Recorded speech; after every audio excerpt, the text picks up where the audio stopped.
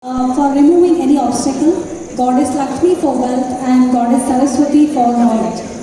Today, this wonderful group will present a shloka for all the deities, followed by a Gajavardhana Bedway, a Devarnama by Purandara in Adita. Here, dancers are explaining all the attributes of Ganesha and praising him, also requesting Lord Ganesha to protect everyone.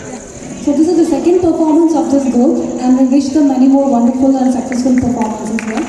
So we welcome the team and let's enjoy and encourage the team.